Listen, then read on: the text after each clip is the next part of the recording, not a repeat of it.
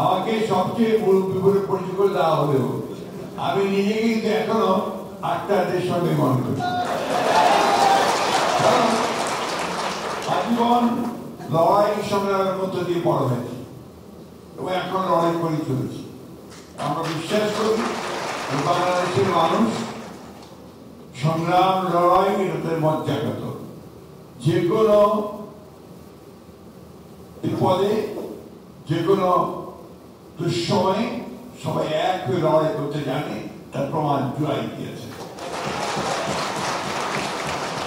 গত পরশু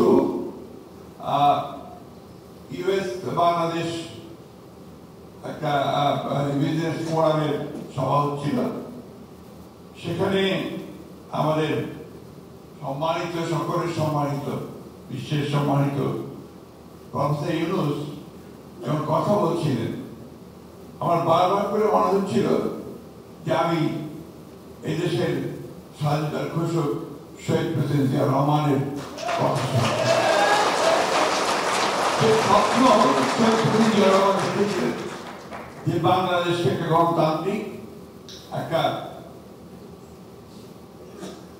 সমৃদ্ধ এবং দুর্নীতিমুক্ত একটি বাংলাদেশে পরিণত করবেন। তার সমস্ত কথাগুলো সেই সভায় প্রফেসর ইউনূসের কথা থেকে বেরিয়ে আসছিল। বাংলাদেশের মানুষ কিন্তু প্রতিবার লড়াই করেছে, সংগ্রাম করেছে। যেদিন থেকে একটা দুঃসহ, একটা দানবীয় একটি শাসক গোষ্ঠী বাংলাদেশের উপর চেপে বসেছে, সেদিন থেকেই বাংলাদেশের মানুষ লড়াই শুরু করেছে। আমি পার্টিকুলার কোনো পলিটিক্যাল পার্টিকে কথা বলতে চাই না। প্রায় প্রতিটি মানুষের বিরুদ্ধে সংগ্রাম করেছে। যেমন করেছে আপনার সেই তেঁতুলিয়ার গ্রামের মানুষ, ঠিক আপনারা এইখানে এই প্রবাস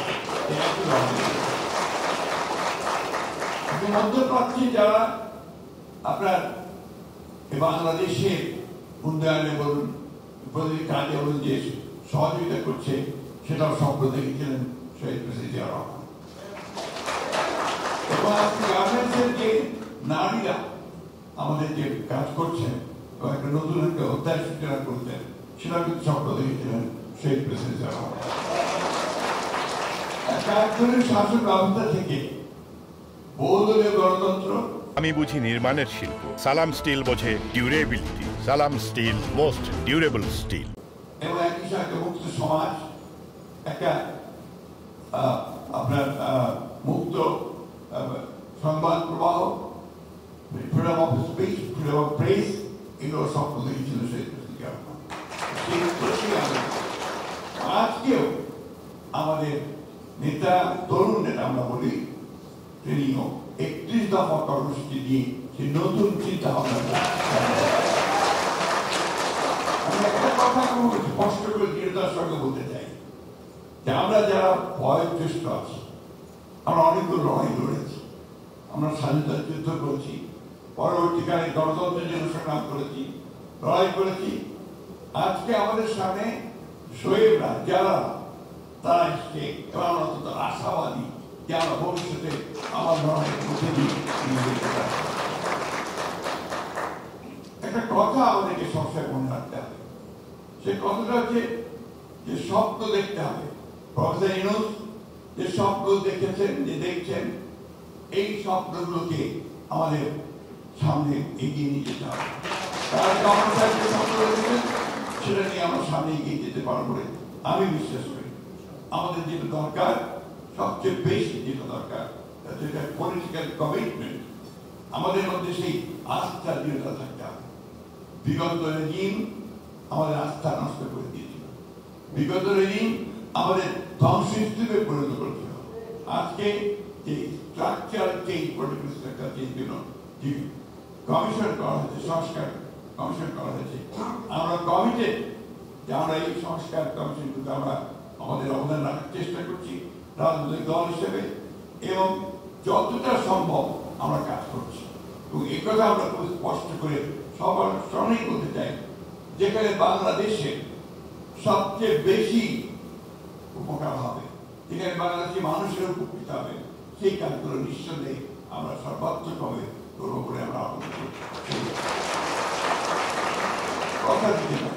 আমি বক্তব্য রাজনীতিবিদের খুব খারাপ ভাষাতে কথা বলতে পারি না, যদি কথা বেশি বলে তো আমি সেই কথা বেশি বলতে চাই না।